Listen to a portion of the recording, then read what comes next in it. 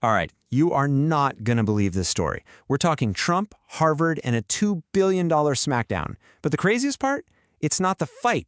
It's who's throwing some of the biggest punches. Let's get right into it. So picture this. In one corner, you've got Donald Trump. In the other, Harvard University. And what's happening between them isn't just a debate. It is an all-out legal and political brawl with billions of dollars on the line. And if you're ready for the first major twist in this story, go ahead and smash that like button for me, because this is where things get really weird, really fast. Now, you'd think in a fight between Trump and a big Ivy League school, his conservative allies would be right there in his corner, cheering him on, right? Well, think again. A totally unexpected critic just jumped into the ring, and what they had to say is pretty stunning. So who's the one calling out Trump's brass-knuckle tactics? Get this. It's not some liberal paper. This is coming from the Wall Street Journal. You know, a huge conservative voice. That is definitely not what you'd expect. So that's the billion-dollar question, isn't it? Why? Why on earth would a powerful conservative ally go after Trump's methods like this? Well, to understand that, you first have to understand the fight itself. Okay, so let's rewind and get to the main event. This whole thing kicked off with one gigantic, super aggressive move by the Trump administration. $2 billion with a B. That's how much federal money the Trump administration just straight up froze. This wasn't a little slap on the wrist. This was a financial haymaker.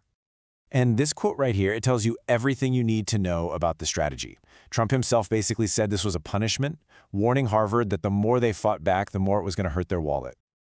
So what was the official reason they gave? The administration's stated mission was to force Harvard to deal with what it called anti-Semitic rot on campus, which was a claim that really picked up steam after all the pro-Palestinian protests. But Harvard didn't just take it. Oh no, they sued. And the whole fight moved into a courtroom where a federal judge had to step in and decide, was any of this actually legal? And the judge's ruling was a knockout blow. U.S. District Judge Allison Burroughs came down and said the funding freeze was totally, completely unconstitutional, a massive legal loss for the White House. And wow, the judge did not pull any punches. She basically called the administration's reason a smokescreen and said the real motive was a targeted, ideologically motivated assault on universities. Those are some heavy words. But this thing is far from over. The White House immediately shot back, calling the ruling egregious and promising to appeal. So yeah, expect a lot more rounds in this fight. Okay, so now that we have all that backstory, let's circle back to our original mystery. Why is a conservative paper like the Wall Street Journal so worried about Trump's tactics here? So check this out.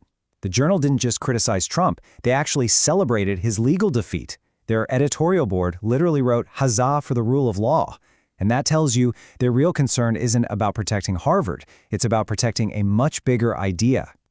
And here's the heart of it. The Journal thinks using the government's power to punish a political opponent is a huge problem. They think it shreds the rule of law and the First Amendment. They called it firing every bazooka without caring about the collateral damage to our basic principles. And that leads us to their final and maybe most important warning. This isn't just about one fight with one school. It's about the dangerous precedent it sets for everybody in the future. I mean, this quote from the Journal just says it all. Their fear is really simple. If these brass-knuckle tactics are okay now, what happens when the political tables are turned? What's to stop a future Democratic president from using the exact same playbook to go after conservative schools? The weapon you create today can absolutely be used against you tomorrow. Which leaves us all with this massive hanging question. When the power of the government becomes just another weapon in a political war, who decides what the rules are? And what's to stop every single disagreement from turning into a fight with no limits? So what's your take? Is this a necessary way to fight back against campus ideology, or is it a super dangerous abuse of power? Drop what you think in the comments below. And hey, to get the breakdown on more huge stories just like this one, make sure you hit subscribe. Thanks for watching.